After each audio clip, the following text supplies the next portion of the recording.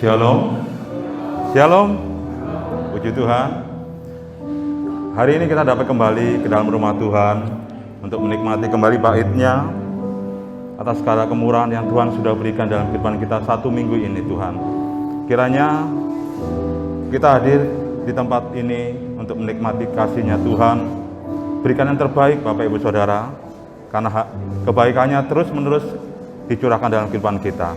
Sebelum kita masuk dalam pujian penyembahan, kita tundukkan kepala, kita berdoa. Bapa di sorga, kami sungguh bersyukur untuk segala kebaikan-Mu yang tidak pernah habis-habisnya Tuhan. Sekalipun kami lari daripada-Mu, tapi kasih-Mu terus mengalir dalam kehidupan kami. Tuhan, karena kemurahan-Mu lah kami ada di tempat ini, di dalam rumah Tuhan, untuk menikmati kembali bait-Mu Tuhan. Kami memberikan hati kami, hidup kami kepada-Mu Tuhan pada pagi hari ini. Benar-benar menikmati Tuhan, bertemu dengan Tuhan. Terima kasih Bapa, urapi, berkati ibadah kami dari awal pertengahan ke akhirnya. Inilah doa kami di dalam nama Tuhan Yesus Kristus. Kami alaskan doa ini. Haleluya. Amin.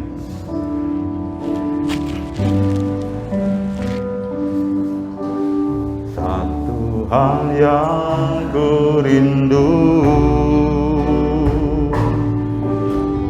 berdiam di dalam rumah-Mu. Satu hal yang ku pinta, menikmati bait-Mu Tuhan. Lebih baik satu hari di pelataran-Mu daripada 1000 hari di tempat lain.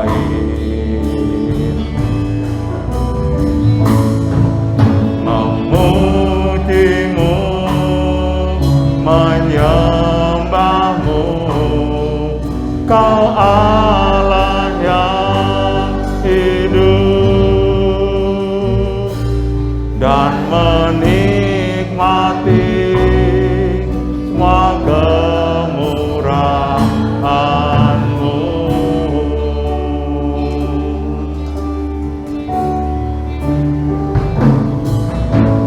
Satu hal yang ku rindu, berdiam di dalam rumah-Mu. Satu hal yang ku pinta, menikmati bait-Mu Tuhan. Lebih baik satu hari di pelataran-Mu daripada 1000 hari di tempat lain.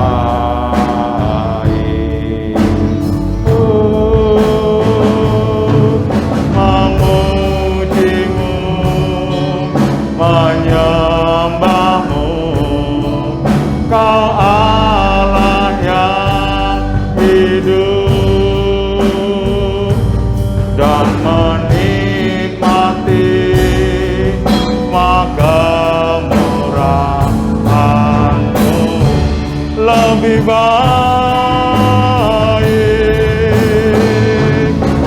lebih baik satu hari di pelataran-Mu daripada 1000 hari di tempat lain. Kami memuji-Mu Tuhan, memuji-Mu, menyembah-Mu, Kau Allah yang hidup, dan menikmati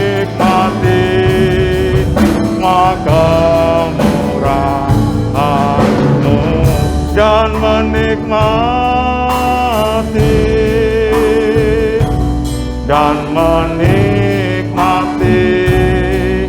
semua kemurahan-Mu dan menikmati Tuhan dan menikmati semua kemurahan-Mu. Beri kemuliaan bagi Allah kita, sembah Dia. Haleluya, haleluya, haleluya. Kami rindu Tuhan ada di dalam bait-Mu, masuk dalam hadirat-Mu ya Yesus. Haleluya, haleluya, haleluya, haleluya. Kami menyembah-Mu Tuhan, kami menyembah-Mu. Engkau layak ditinggikan, Yesus layak diagungkan. Haleluya, haleluya. Terpujilah Tuhan, terpujilah Yesus. Haleluya, haleluya, haleluya, haleluya, haleluya, haleluya. Sungguh kami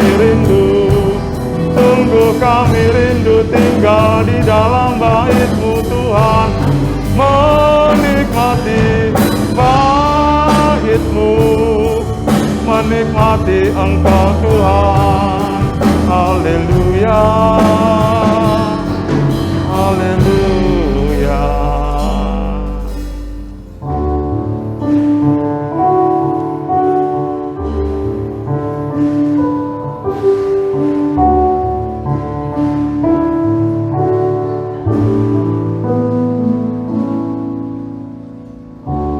Bapakku rindu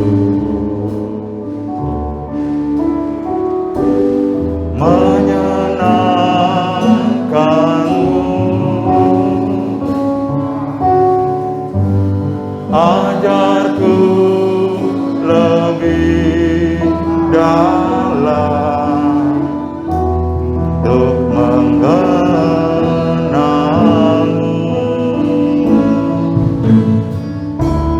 Bapakku pinta,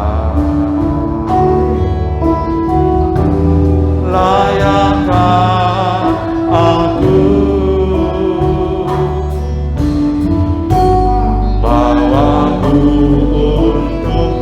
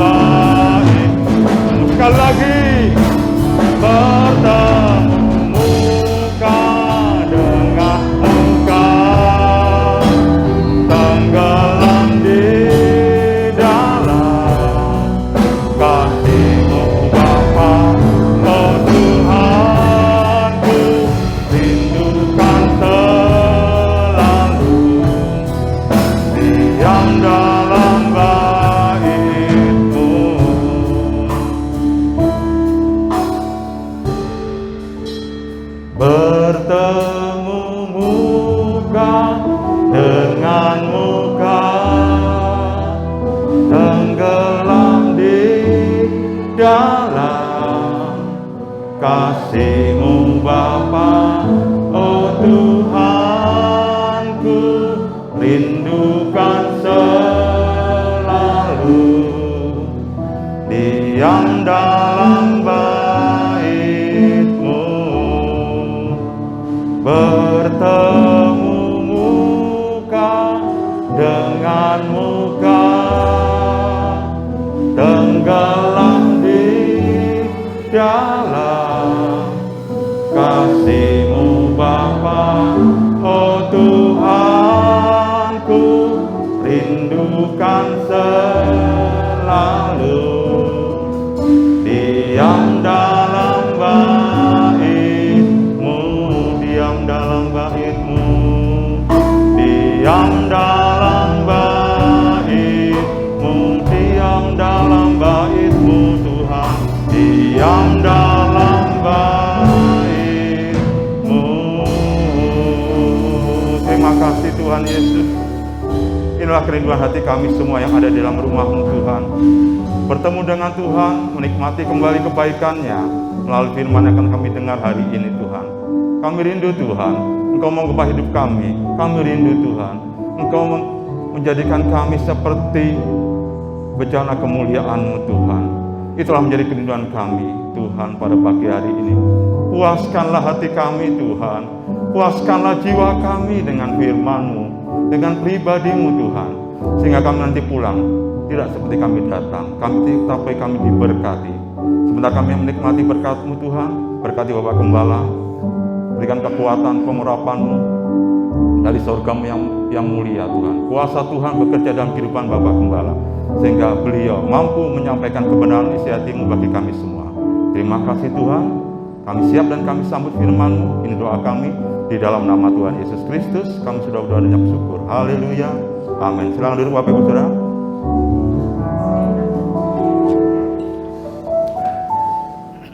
Puji Tuhan.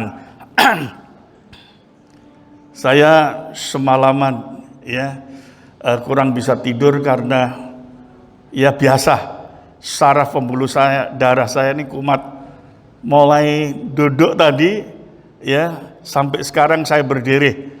Saya bilang Tuhan lepaskan sementara saya mau khotbah supaya khotbah saya tidak terganggu Puji Tuhan, kita akan belajar di dalam Yesaya 53 ayat 1 sampai 3. Tolong dibacakan silakan. Mari kita sama-sama bangkit berdiri. Siapakah yang percaya kepada berita yang kami dengar, dan kepada siapakah tangan kekuasaan Tuhan dinyatakan? Sebagai taruk ia tumbuh di hadapan Tuhan, dan sebagai tunas dari tanah kering. Ia tidak tampan, dan semaraknya pun tidak ada sehingga kita memandang dia, dan rupa pun tidak sehingga kita menginginkannya. Ia dihina dan dihindari orang, seorang yang penuh kesengsaraan dan yang biasa menderita kesakitan. Ia sangat dihina sehingga orang menutup mukanya terhadap dia, dan bagi kita pun dia tidak masuk hitungan. Amin. Silakan duduk. Pada zaman Nabi Yesaya, bangsa Israel itu keadaannya tempuruk itu dosanya. Tetapi kita melihat di dalam pembacaan ayat ini bahwa Nabi Yesaya itu mendapat pewahyuan datangnya juru selamat manusia yang berdosa. Nah, dengan kata lain, dosa begitu menguasai bangsa Israel saat itu, tapi kasih karunia Allah turun, dan pewahyuan itu disampaikan kepada Nabi Yesaya. Tapi keadaan di mana Yesus sebagai juru selamat ini datang dengan keadaan yang seperti demikian, ya nanti saudara akan mengerti maksudnya. Nabi Yesaya mengatakan, siapakah yang percaya berita yang kami sampaikan? Ya, artinya kalau keadaan juru selamat itu seperti ini, siapa yang percaya? Ya, maka waktu Yesus datang dengan membawa kasih karunia yang begitu besar untuk menyelamatkan bangsa Israel umatnya, tapi kasih karunia ini ditolak oleh bangsa Israel. Ya, karena keadaan Yesus seperti itu, ya nanti saudara akan bisa mengerti.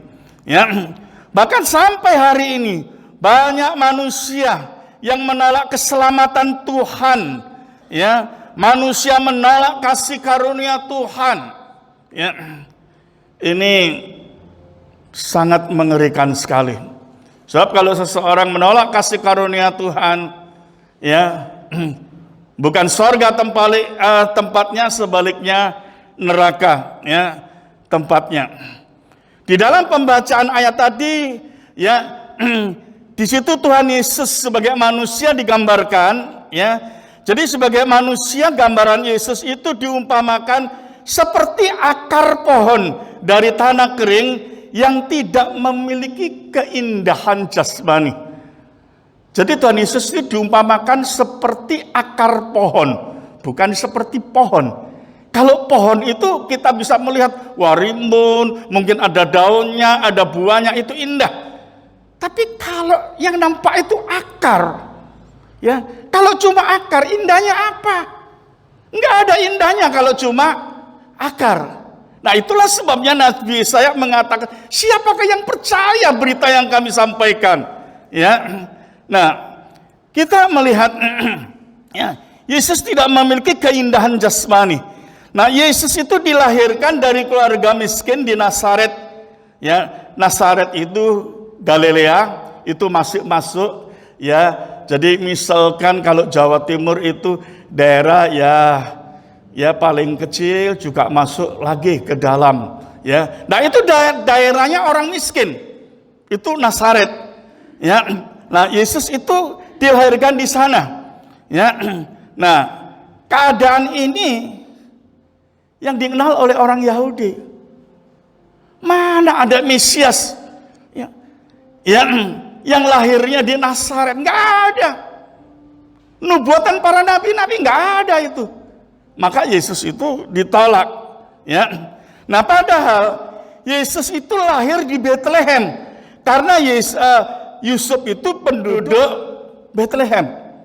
Maka waktu kaisar ya mengumumkan ya seluruh ya penduduk itu harus kalau sekarang itu apa namanya ya, sensus penduduk. Maka Yusuf itu harus membawa Maria yang kandungannya sudah besar ya untuk pulang ke Bethlehem ya untuk daftar sensus penduduk itu tadi. Nah, waktu di Bethlehem itulah Yesus lahir. Ya, jadi Yesus itu lahir di Bethlehem. Coba kita melihat Matius 2 ayat yang pertama. Sesudah Yesus dilahirkan di Bethlehem di tanah Yudea pada zaman Raja Herodes, datanglah orang-orang Majus dari timur ke Yerusalem. Nah, Yesus ini dilahirkan di Bethlehem. Ya. Tapi orang-orang Yahudi ya mengenal Yesus itu ya dianggap lahir di Nazaret karena dibesarkan di Nazaret. Ya. Nah, kita melihat waktu di mana orang Majus itu ya memberitahu kepada ya Herodes bahwa telah lahir ya raja baru, maka diperintahkan untuk menyelidiki.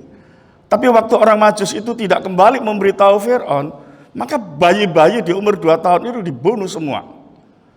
Ya. Maka malam-malam malaikat Tuhan itu bicara kepada Yusuf, cepat suruh pergi. Ya. Cepat suruh pergi dari Bethlehem. Maka Yesus, Maria dan Yusuf itu mengungsi ke Mesir. Nah, waktu dia mengungsi ke Mesir, ya 2 tahun kemudian raja ini mati, maka malaikat Tuhan memberitahu lagi, pulang ke Israel. Nah, waktu Yusuf membawa Maria dan bayi Yesus ini pulang ke Israel, dia mau pulang ke Bethlehem, tapi takut.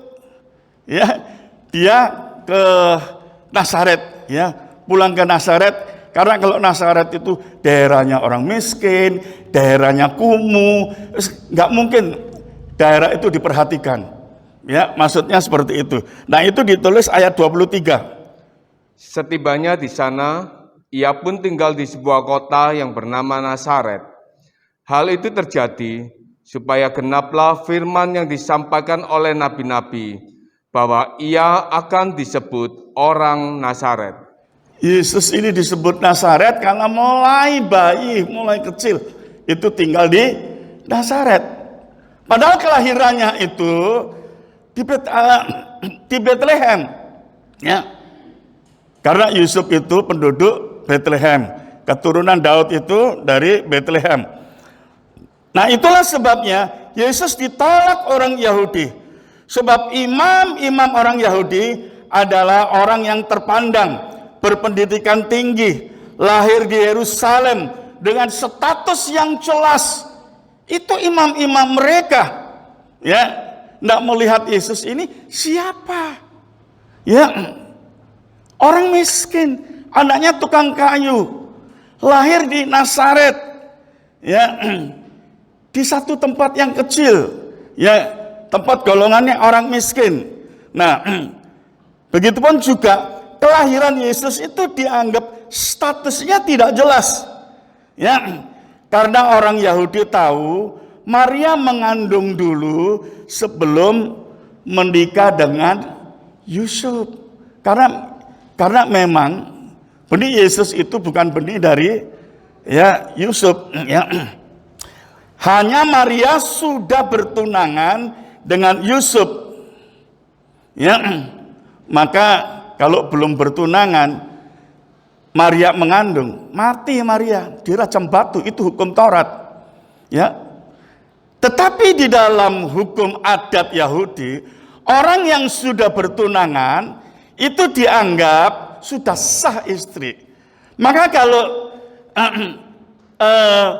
dibaca di dalam Injil Matius itu jelas, ya, di situ dikatakan, ya, memanggil Yusuf itu adalah suami Maria, padahal masih bertunangan, ya.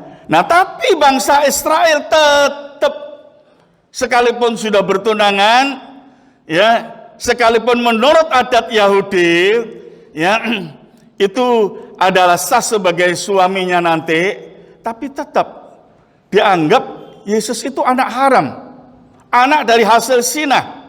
Ya, nah, itulah sebabnya Yesus bukan hanya ditolak, tapi juga dihina orang Yahudi. Ya, seperti tadi saya katakan, dianggap anak haram.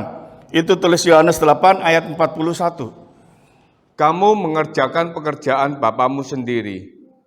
Jawab mereka, kami tidak dilahirkan dari zina. Bapa kami satu, yaitu Allah. Ya, Yesus itu disentil, artinya disinggung. Ya, kami tidak dilahirkan dari zina. Dengan kata lain, kami ini bukan anak-anak haram. Ya, nah, jadi kita melihat, ya, tetapi kita melihat itu keadaan fisik Yesus. Ya. Tapi sebagai manusia kita melihat kekudusan Yesus itu tumbuh di hadirat Allah. Fisiknya, ya, itu ya dengan kata lain ya tidak diperhitungkan oleh manusia, tapi sangat diperhitungkan Allah. Karena kita melihat pertumbuhan Yesus ini, ya, kekudusannya terus bertumbuh di hadirat Allah. Kekudusan Yesus itu meningkat di hadirat Bapa. Karena pertumbuhan Yesus itu adalah pertumbuhan akarnya. Artinya pertumbuhan manusia rohnya. Ya. Nah, ini manusia kebanyakan pada umumnya manusia kelihatan yang nampak itu manusia fisiknya, yang tumbuh itu adalah manusia fisiknya. Tapi kebalik dengan Yesus. Yesus yang bertumbuh itu adalah manusia rohnya, akarnya, manusia rohnya, kekudusan terus meningkat di hadapan Bapa. Ya, itu keadaan Yesus. Ya. Nah, sekalipun secara jasmani tidak kelihatan keindahannya, tapi kekudusannya sekali lagi terus meningkat. Ya, jadi dengan kata lain, bukan ya pertumbuhannya itu statis berhenti, tidak, terus meningkat. Ya, di hadapan Bapa. Nah, kekuatan pohon, ya saudara, saya rasa mengerti ini. Kekuatan pohon itu terletak pada akarnya. Kalau pohon itu tinggi tapi akarnya kuat, ada badai tidak akan roboh karena akarnya kuat. Ya. Nah, sekalipun pohon itu tidak seberapa tinggi, kalau akarnya tidak kuat kena badai roboh. Jadi pohon itu, ya, kekuatan pohon itu terletak pada akarnya. Kekuatan manusia itu terletak kepada rohnya. Ya, ini perlu saudara pahami. Hingga saudara itu, ya, perhatikan, fokus bukan kepada manusia jasmani, ya, fokus kepada manusia rohani, manusia dalam, manusia roh. Orang yang fokus kepada manusia roh, perkataannya itu selalu firman, selalu firman. Ya. Maaf, saya bukan bermaksud meninggi-tinggikan diri. Setiap saya bicara dengan Ibu Gembala, firman yang keluar, saya nggak pernah cerita lain. Selalu firman. Saya ngomong, saya nasihati firman. Jadi sekali lagi, kekuatan manusia itu, ya, terletak pada rohnya. Roh bisa kuat itu kalau ada firman. Ya, maka saudara perlu mendengarkan firman atau membaca firman dengan baik. Ya. Jadi sekali lagi, roh bisa kuat kalau ada firman. Firman itu menimbulkan iman. Melalui iman Allah menyatakan kuasanya. Ya. Nah, itulah ya kehidupan anak-anak Tuhan. Mengapa anak-anak Tuhan tidak merasakan campur tangan Allah dalam kehidupannya? Kuasa Allah dalam kehidupannya. Ya.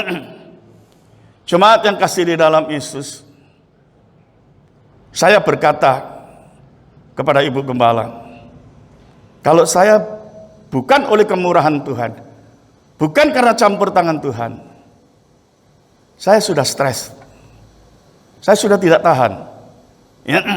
Karena kakinya seperti bermasalah, sarafnya bermasalah, mata saya alergi bermasalah, yang mana nggak ada yang enak, nggak pernah lihat TV, ya tak, nggak pernah melakukan apa-apa. Ya, nah, maka saya bilang, kalau bukan kemurahan Tuhan, saya tidak memiliki kekuatan seperti ini. Ya, nah, puji Tuhan, ya. Jadi mari jemaat yang dikasih di dalam Yesus, ya, perhatikan, ya. Manusia roh saudara. Pada umumnya yang kelihatan itu adalah manusia jasmaninya. Karena yang bertumbuh manusia jasmaninya. Manusia jasmani itu rohnya lemah karena tanpa kekudusan. Manusia jasmani tidak hidup kudus. Jadi dengan kata lain hidup tanpa kekudusan. Maka rohnya itu lemah. Karena tanpa kekudusan manusia tidak bisa bersinergi dengan Allah. Tidak ada persekutuan dengan Allah di dalam kehidupan manusia rohaninya. Ya, jemaat yang kasih di dalam Yesus. Itulah sebabnya kalau roh manusia itu lemah, manusia itu mudah takut, mudah goyah imannya. Coba saudara lihat, ya, hari-hari ini banyak manusia, ya, bukan hanya di Indonesia, seluruh dunia. Manusia itu ya takut COVID. Karena COVID, ya banyak orang Kristen imannya rontok. Ya. Nah, jemaat yang kasih di dalam Saya tahu COVID itu memang nyata. COVID itu memang mematikan. Ya. Tapi saya juga tahu bahwa Tuhan Yesus itu nyata mati ya bagi dosa manusia.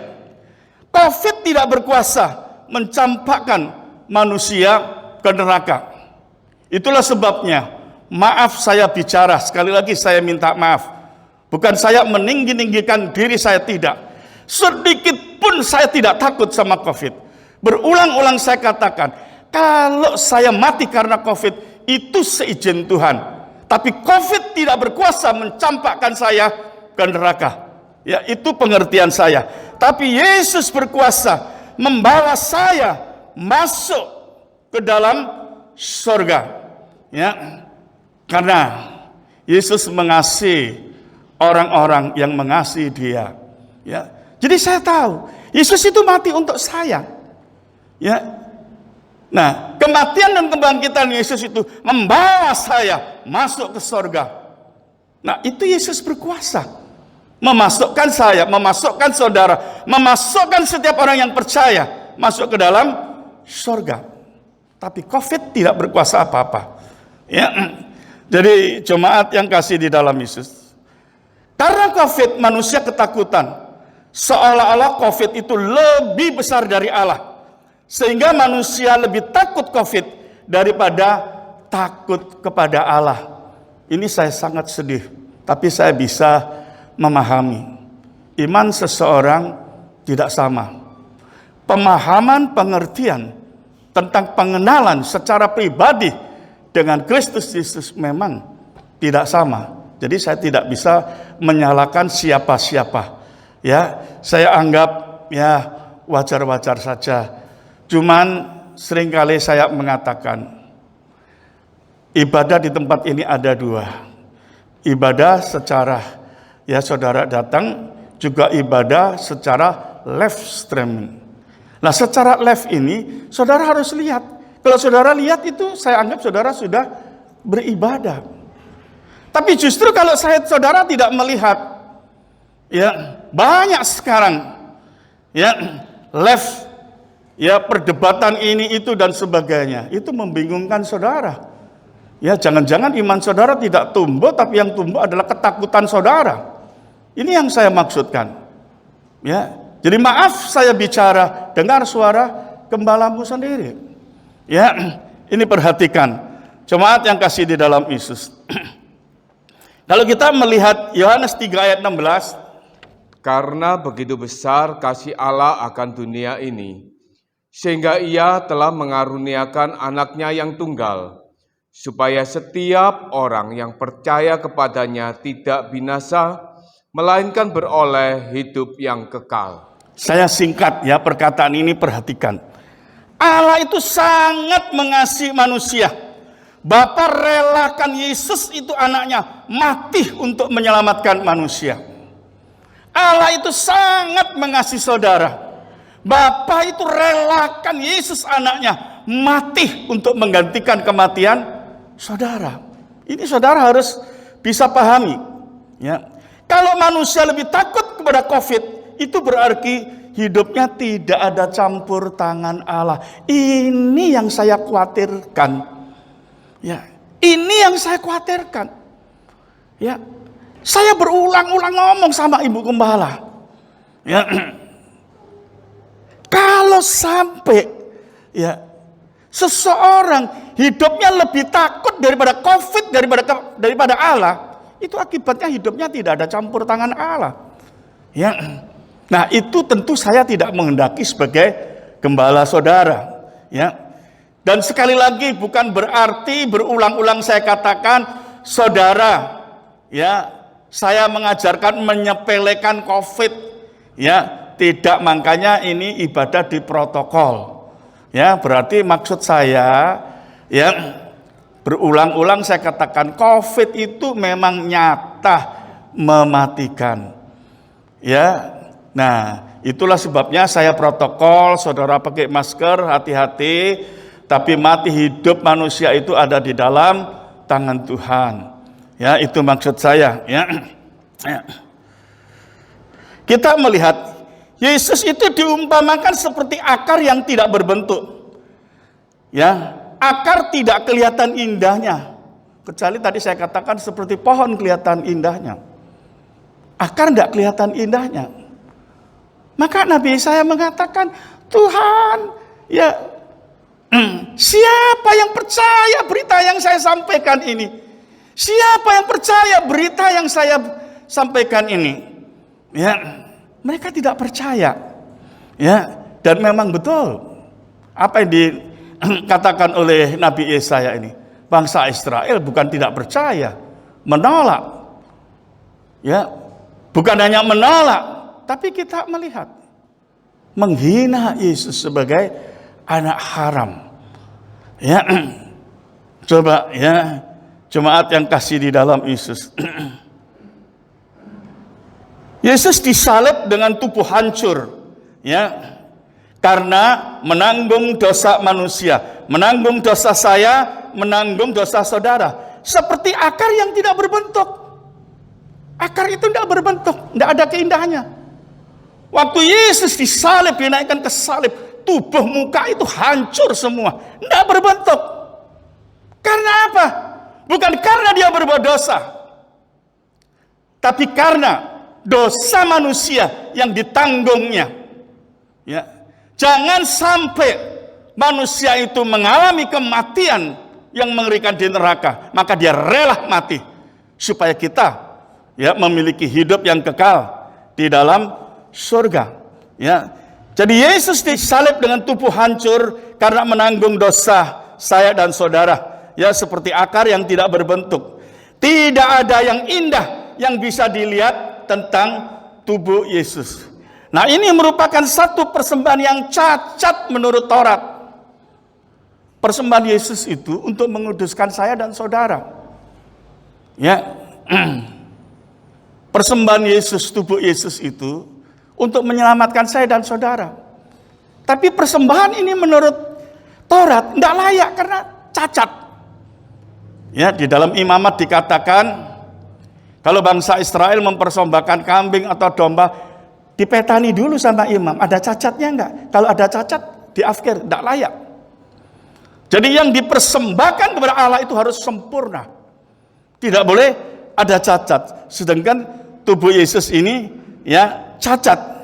Nah, jadi satu persembahan yang cacat menurut Taurat dan tidak layak ya sebagai persembahan.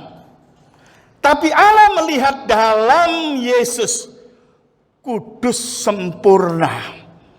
Karena ya tadi sudah saya jelaskan, yang bertumbuh manusia rohnya itu terus meningkat di hadapan Allah sampai pada titik sempurna.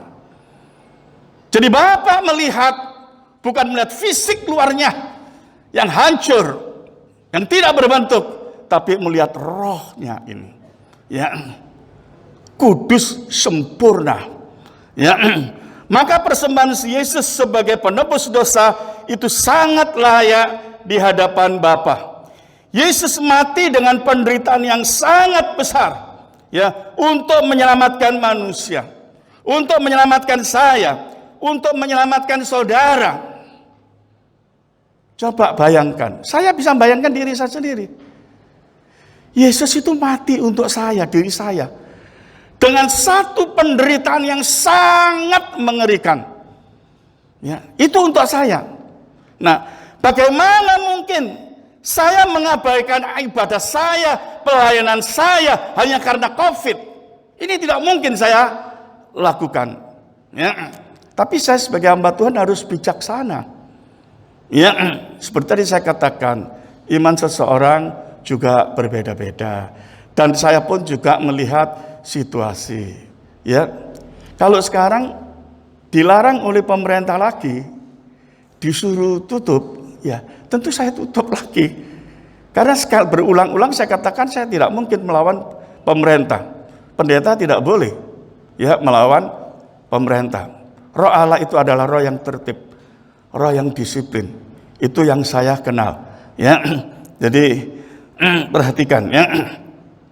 Yohanes 5 ayat yang keempat. Sebab semua yang lahir dari Allah mengalahkan dunia. Dan inilah kemenangan yang mengalahkan dunia, iman kita. Puji Tuhan. Sebagai anak-anak Allah, saudara itu memiliki iman. Maka kuasa Allah bekerja mengalahkan setiap masalah hidup saudara. Nah, ini saudara harus percaya. Ya. Jadi dengan iman kita mengalahkan setiap masalah. Dengan iman kuasa Allah bekerja dalam kehidupan kita, mengalahkan setiap masalah yang ada. Ya. Mungkin saudara bertanya, Bapak Gembala itu kok pendeta wakil yang mati, Bapak Gembala. Itu banyak orang Kristen yang mati. Iya, saya tahu. Tadi kan saya bicara, COVID itu nyata, mematikan. Maka saya tidak mengajari saudara sembrono. Ya, pakai masker, jaga jarak, protokol. Ya, kalau bisa jangan keluyuran kemana-mana. Ya, itu usahakan. Ya, jadi jemaat harus bisa memahami ya masalah-masalah ini.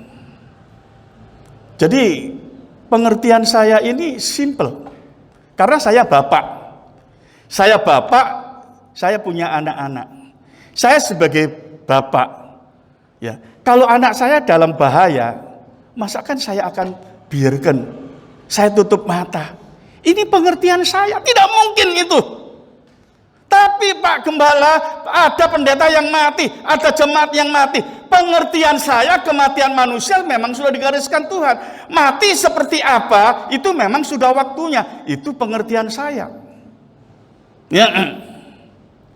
Yang lalu, berapa tahun yang lalu, ada yang bertanya kepada saya, Pak, Pak, pesawat itu loh, isinya pendeta tok Pak, pulang ke Manado. Ya.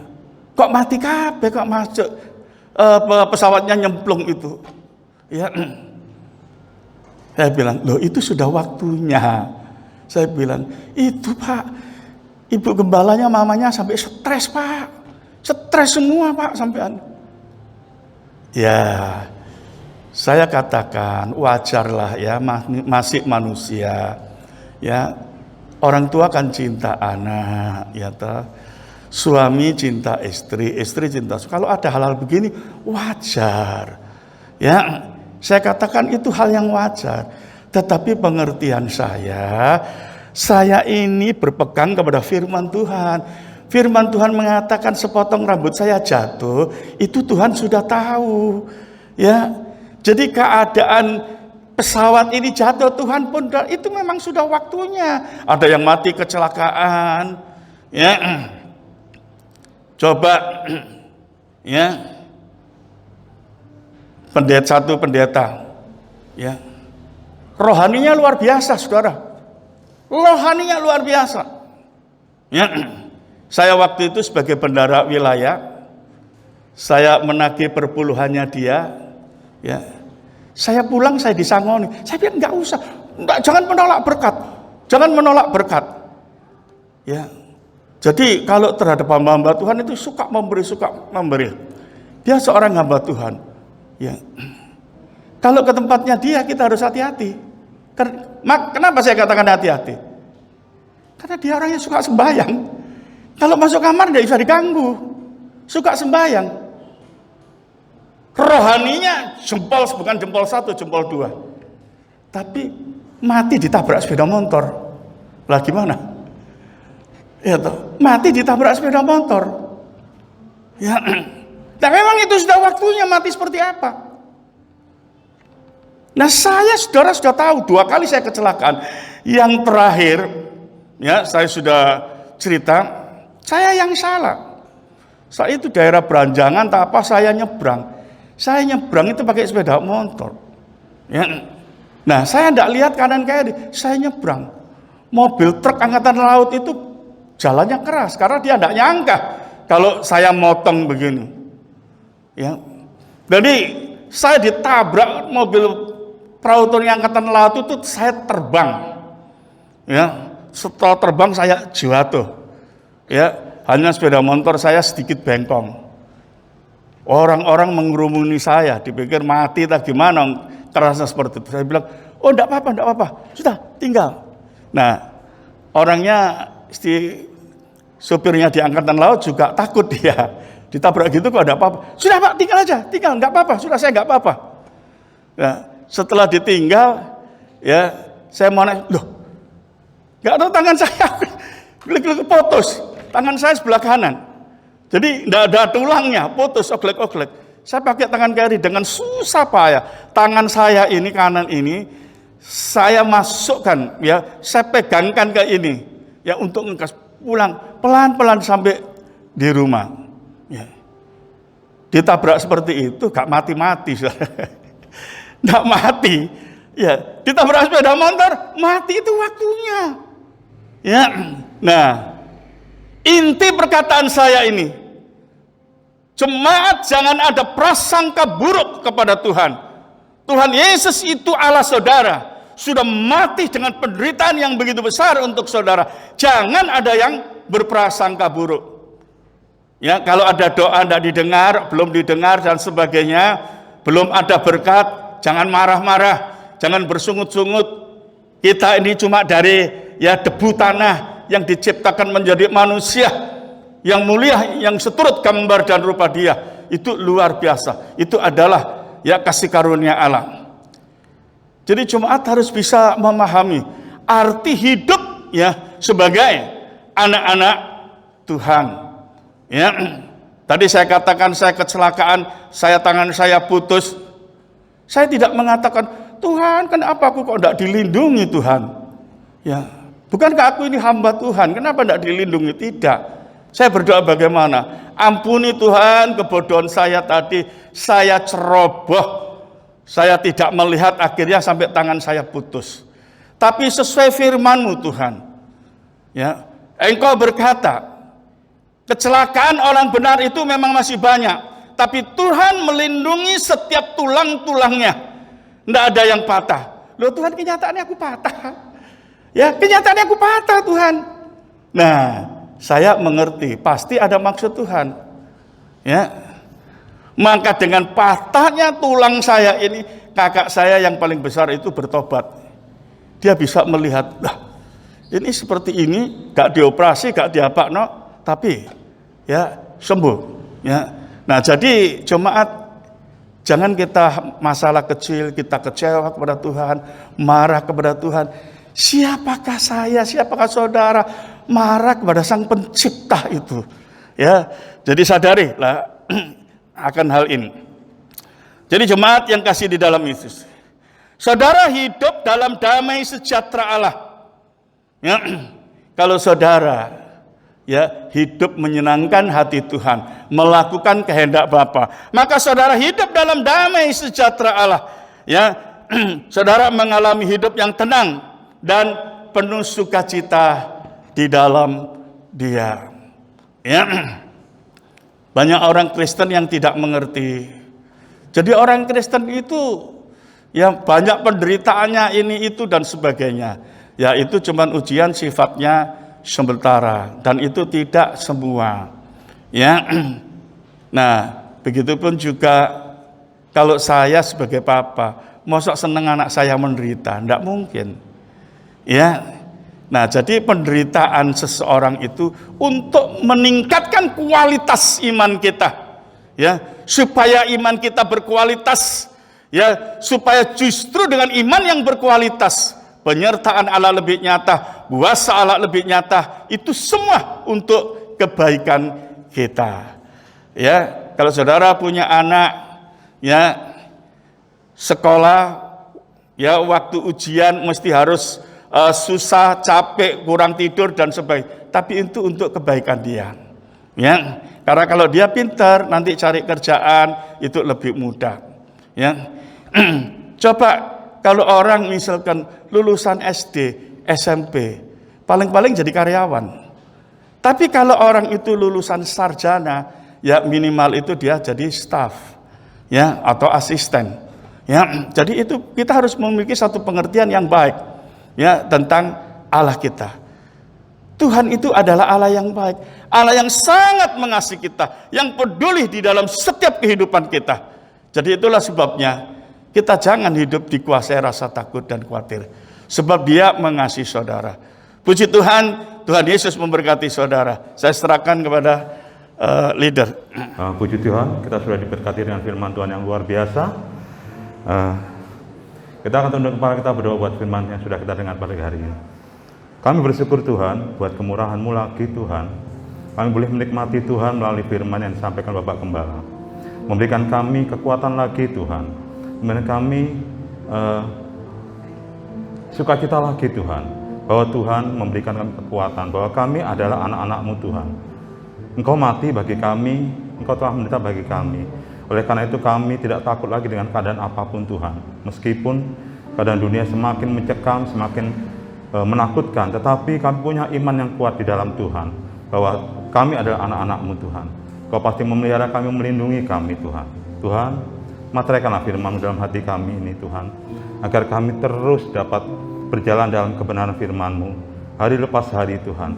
Tidak kami merasa takut, tapi kami terus hidup menurut kehendak-Mu. Sehingga kehidupan kami terus mempermuliakan nama Tuhan Yesus. Berkati Bapak Gembala, berkati kami semua. Berkati Bapak Gembala dengan kesehatannya Tuhan. Pulihkanlah Tuhan, pulihkanlah Tuhan. Sehingga beliau dapat memberikan firman bagi kami semua. Terima kasih Tuhan Yesus, terima kasih. Dalam nama Tuhan Yesus Kristus, Juru Selamat kami yang hidup, kami sudah berdoa dan mengucap syukur. Haleluya, amin. Ku kagum hormat akan Engkau. Ku kagum hormat akan Engkau. Kau Allah yang layak dipuji. Ku kagum akan Engkau. Ku kagum hormat akan Engkau. Ku kagum hormat akan Engkau.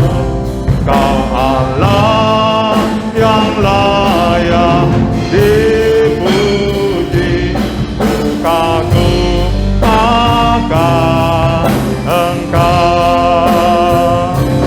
Ku kagum hormat akan Engkau. Sama untuk bangkit berdiri. Ku hormat akan Engkau. Kau Allah yang layak dipuji. Ku kagum akan Engkau. Kami kagum Tuhan. Ku kagum hormat akan Engkau. Ku kagum hormat akan Engkau. Kau Allah yang layak dipuji. Ku kagum akan Engkau. Ku kagum akan Engkau. Ku kagum akan Engkau. Doa pemberkatan saya serahkan Bapak Gembala. Dengan penuh rasa syukur dan terima kasih ya Bapak. Oleh kemurahan-Mu, kebenaran firman-Mu sudah Bapak sampaikan. Kiranya setiap budi firman-Mu tertanam dalam setiap hati umat-Mu ya Bapak.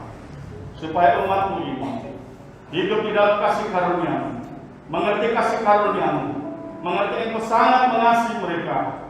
Supaya mereka tidak hidup di dalam kuasa rasa takut. Tapi mereka hidup di dalam damai sejahtera. Sukacita-Mu. Haleluya. Ada penyertaan. Amin, amin, amin. Terima kasih Tuhan. Serta yang lindungi ya Tuhan. Amin. Seluruh umat yang Hamba gembalakan. Saudara keponakan semua seluruh jemaat. Amin, amin. Engkau berkati mereka. Amin. Berkati pekerjaan mereka. Berkati keuangan mereka. Berkati Tuhan kesehatan mereka. Amin, amin. Jauhkan dari segala malapetaka.